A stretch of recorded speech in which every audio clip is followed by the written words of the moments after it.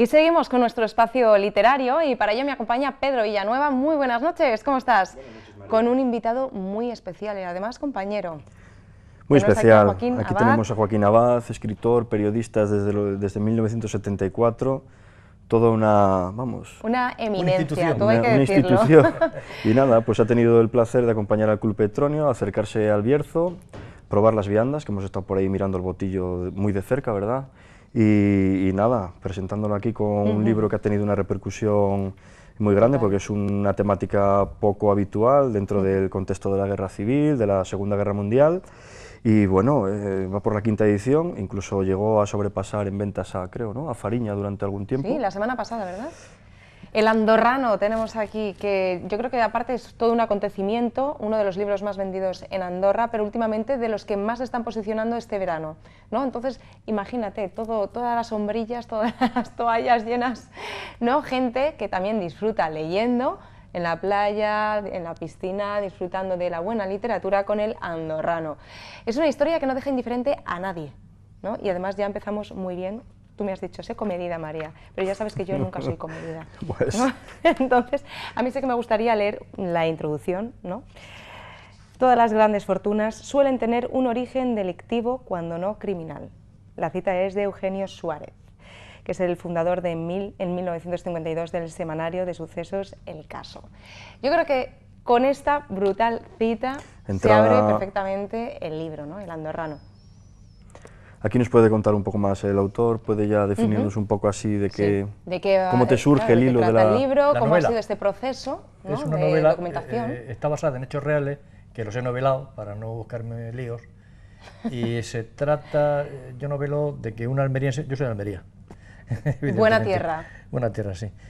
Un almeriense durante la Guerra Civil tiene que marcharse, huir de Almería y aparece en Andorra. Se une, porque era de campo él, se une con los pastores de Andorra y en la Guerra Civil los pastores de Andorra pasaban huidos, gente que se refugiaba, huía de las tropas nacionales o del bando republicano, huía hacia Francia por los montes de Andorra. Entonces los pastores, que estaban acostumbrados allí a hacer contrabando y tal, eran muy hábiles y los guiaban y los conducían hacia Francia. En épocas de frío, de nieve y tal, era muy duro. Entonces se unió a ellos y los pasaba. ¿Qué ocurría? Pues que Andorra en aquellos años eran 3.000 habitantes, el 90% eran analfabetos, eran agricultores o ganaderos, no había economía. Y cuando sospechaban o cuando evidenciaban que al que trasladaban a Francia, o de Francia, en la época de la Segunda Guerra Mundial, trasladaban a muchos judíos que huían de los nazis y querían refugiarse en España, si sabían que llevaban dinero, diamantes o joyas, los abandonaban en la nieve y se quedaban con las fortunas. Pasada la guerra, cuando terminó la guerra, todo ese dinero empezó a aflorarse y de ahí son los grandes empresarios de Andorra, proceden de ese dinero manchado en sangre. Entonces yo recuerdo que cuando yo estuve en Andorra a partir del 85, que iba ahí a esquiar y luego a pasar veranos, a esconderme, cuando me perseguían los de la mafia de mi tierra, la patrona del hotel me decía que todas las fortunas de Andorra procedían de pastores que en su época mataban a los judíos y se quedaban con su dinero. Increíble, una historia un poco terrorífica, ¿no?, pero ha sido la cruda realidad. Lo que pasa es que lo difícil, le comentaba yo a Joaquín, es la historia social, poder documentarla, ¿no? Porque claro, hay cantidad de comentarios, y hay que saber un poco dosificarlo. Igual pasa en el Bierzo, ¿no? Todo el tema que gira en torno a Girón, todo el tema, por ejemplo, del accidente de tren de Torre del Bierzo y todo esto, pues es esa historia social que nos acompaña y que es tan difícil poder documentar y poder escribir un libro de este tipo como el que ha escrito Joaquín. Luego el tema de la Segunda Guerra Mundial y todo el tema que toca judíos, sionismo, todo lo que va relacionado es muy crudo, delicado. Pero bueno, pero ahí está las pruebas fehacientes de todos los cadáveres. Yo no sé si... Aparecían cadáveres, cuando había un deshielo, me decía la patrona esta del hotel, que aparecían a veces atados con alambre algunos cadáveres y los escondían para que no se conociera el tema o para evitar el tema. Entonces, eso no se ha publicado, o sea, realmente ese tipo de cosas se ocultaban. Sí, ahora ya son nietos los los descendientes de estos pastores y tal, que manejan la fortuna y manejan los negocios en Andorra. Y bueno, pues en Andorra todo el mundo lo conoce, por eso ha sido el interés de este libro. La gente, o sea, el interés me refiero en comprarlo, porque hay muchos apellidos ahí que salen, muchos nombres y muchas historias que, entendiéndola, uno conoce qué ha pasado realmente en Andorra. ¿Ha habido polémica una vez que has publicado el libro? Pues no lo sé. O sea, han salido los periódicos de allí en catalán, han sacado informaciones, han sacado... Bueno, que se vende mucho y... Es que es un tema muy interesante, ¿no? Porque estamos hablando de historias reales que han acontecido y que, como tú bien decías, los propios nietos, ¿no? Son los que están manejando estas grandes fortunas ahora mismo, pero amasadas con sangre, al fin y al cabo. Sí, sí, el origen es criminal. O sea, el origen me lo decía esta señora, que conocía bien Andorra, porque llevaba toda su vida allí. Decía que Andorra, antes de la guerra, eran todos pastores y gente que tenía ganado. Claro. No había otra cosa. Dice, y justamente cuando acabó la guerra es cuando empezaron esos pastores a empezar a poner empresas y a hacerse ricos. Era claro. Casi siempre también relacionado con el ámbito que llevaban de contrabando. Muchas licoreras, temas de... Efectivamente, luego sí, todos ellos, unos manejaban todo el tema del tabaco de contrabando, a Philip Morris lo compraban en Francia, otros pusieron redes de venta de vehículos y hacían contrabando de piezas de repuesto, en fin. Bueno, tampoco hay que ser... Suiza también le pasa un poco... Al final, todos estos países que fueron un poco, lugares que fueron un poco neutrales o que se aprovecharon de ese tipo de enfrentamientos y demás que acontecieron en Europa, en la vieja Europa, al final llevan esa carga, ¿no? Sí, lo que pasa que... Fíjate, había pastores que vendían a los nazis a los que llevaban, y entonces se llevaban a medias el botín. O sea, ha habido de todo. ¿Y cuál es la historia más cruda y más impactante para ti a la hora de haber escrito el libro? Pues que al parecer hay pozos con restos de familias, incluso con niños, con huesos donde los echaban ahí. O sea, que no había piedad en ese sentido, cuando apremia en absoluto. El hambre o la necesidad, pero realmente estos pastores tenían esa necesidad o era ya esa picaresca, esa ambición, ¿no? Porque claro, me imagino que todo esto se fue haciendo eco poco a poco y al final se acabó formando una especie de negocio interno. Yo siempre he pensado que la envidia al final es la palabra que mejor mueve a las sociedades. Y me imagino que en aquel momento algún pastor que empezó con esto, que tenía muy mala idea, a lo mejor pues empezó a lucrarse y el de al lado dijo, oye, pues si este lo hace... Lo tienen que hacer todos, uno solo no podía. Claro. O sea, necesita una red, necesita una logística. Exactamente, yo lo explico ahí, o sea, realmente había un guía o dos guías que llevaban a una familia y de pronto aparecían varios para ayudarles y lo que hacían era lanzarlos al precipicio para que se... ¿Y nadie, ninguna de estas familias judías recibía, por ejemplo, aparte en Europa, en el resto de sitios, recibía noticias de cuidado, que esto es lo que está ocurriendo en Andorra? En esa época era más difícil, ¿no? Lo que sí pasó fue que después de la guerra civil o después de la guerra mundial, como no llegaban y las familias judías iban a España, oye, ¿dónde está mi familia? Que tenía que haber venido de Francia y no está aquí, no la encontramos.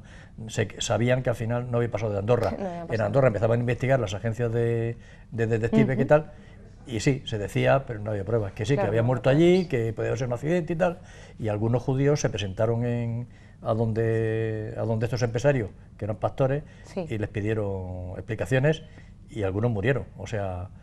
No volvieron tampoco.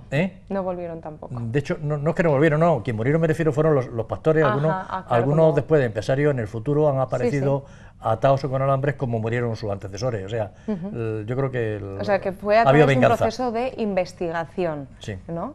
Cómo se ha llegado a saber todas estas historias. Pero claro, este proceso también de documentación ha tenido que ser muy, muy arduo, muy complicado, para que también las propias personas hablen, e incluso nietos de estos grandes, entre comillas, asesinos, pero también poseedores de estas fortunas, ¿no? Porque al fin y al cabo son así. Ahora mismo en Andorra, según me dice la gente de allí, Andorra está en quiebra. Sí. Las posesiones de todos estos pastores, al parecer, ya no son de ellos, ahora son de bancos. O sea, algo raro ha pasado para que las grandes fortunas, que eran los potentados que hay, realmente no son ya los dueños de esos negocios, sino que son empleados o socios, pero minoritarios. Los dueños son bancos y entidades que a lo mejor son de Israel, no lo sé qué ha pasado. Algo raro ha pasado. Sí, si echas la vista atrás, por ejemplo, un poquito cerca, hace 12 años, si tú hablas de Andorra, no, es que en Andorra hay un patrimonio tremendo, Claro. Te sale mejor comprar ciertas cosas en Andorra. Los impuestos, Sí, todo el mundo eso lo sabía, ¿no? Y se ha comprobado que es así, y sin embargo esta situación ha ido cambiando, ahora es una situación un poquito más precaria.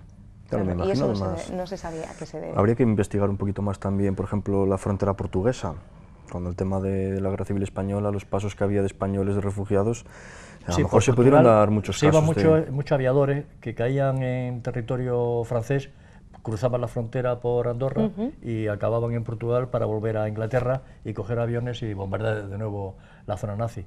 De todas formas hay más cosas, o sea, los nazis luego invirtieron en Andorra, en la banca andorrana, había connivencia entre el gobierno andorrano, el obispo y las autoridades para mucho dinero que sacaron, o lingotes de oro o bienes que habían robado en Francia en la época de la Segunda Guerra Mundial, lo pasaron por Andorra y se quedó en Andorra también. Hay muchas empresas, está saliendo hace poco, salió una noticia, no vamos a dar marcas, pero hablaban de cómo se inició una marca, una gran marca conocida, y era la que vestía los uniformes de las SS nazis. Ah, sí. Y, hombre, cuando ves el corte y luego además hacían una comparación de fotografías del uniforme SS, que da miedo, ¿no? Esa calavera, esa simbología que llevaban los nazis, con la ropa que era parecida, que estaba vendiendo esa gran marca a nivel internacional, tenía un parecido tremendo, y de ahí empezaron a medrar, digámoslo así. Entonces, es una temática interesante. Es muy curioso, ¿no? Sí.